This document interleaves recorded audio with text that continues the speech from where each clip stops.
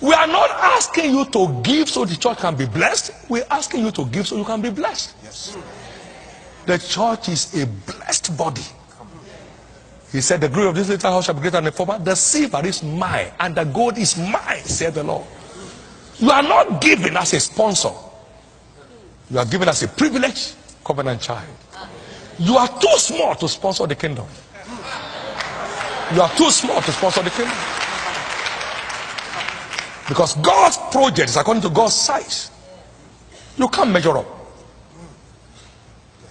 You are too small to be a kingdom sponsor. No. Don't ever mistake yourself as a sponsor. Our mission has no sponsor. The silver is mine and the gold is mine, said the Lord. But we get blessed along as he carries out his project on the earth by committing ourselves to it. I knew giving was the way up, and I committed myself to it by covenant. And bless God, I'm not done. I'm up. Some fellow said, okay, I was worth $150 million. I said, that's an insult. $150 million, that's an insult. I'm worth Philippians 4:19. My God shall supply all my needs according to his riches in glory by Christ Jesus. $150 million too small. That can be. That can be.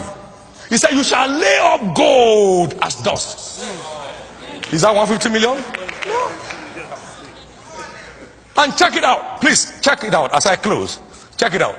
Now, giving does not automatically result into prosperity.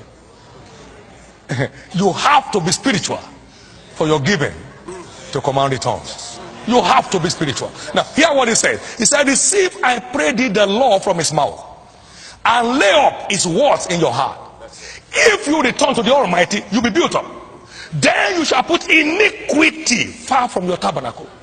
Then shall you lay up gold as dust. Job 22 verse 21 to 26. Then shall ye lay up gold as dust. So God is not interested in your donations. It is poor people that need donations. The earth is the Lord and the fullness thereof.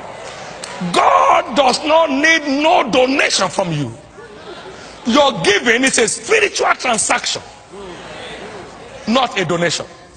And when it's acceptable, the returns become obvious. It's so important. We need to be spiritual. Church is not a bank where anything you bring is acceptable. You must give it correctly before it's acceptable. Yes, sir. There are many givers who are frustrated. Why? They are giving off spiritual frequency. They are giving off spiritual frequency. Yes. He said, you shall take iniquity far from you. You can't be cheating on your company and say you are giving. You can't be in drug business, destroying destinies, and say you are giving. These are all things. People need to know it.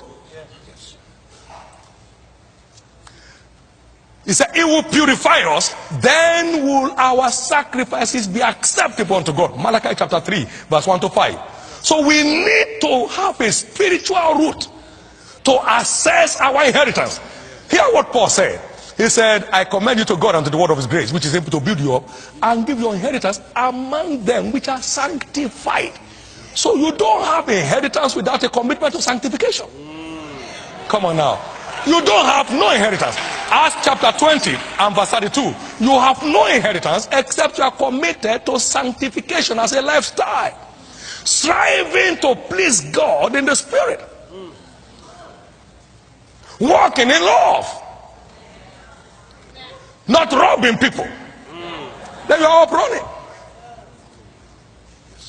We need to wake up to this. Can I tell you this? God is going to prosper the end time church in a most dangerous way. I know that. I know God will prosper. We are in the golden age of the church. Hear what he said. He said, who among you saw the glory of this house in his first essay? How do you see it now? Is it not as compared to nothing? But I tell you, the glory of this little house shall be greater than the former.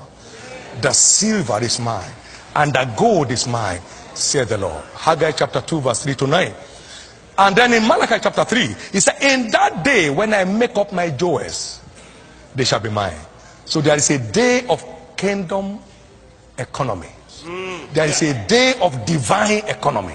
Malachi chapter 3 verse 17. Now, you see, we are in that day when God's treasures will be unleashed on the earth to those who are truly serving God.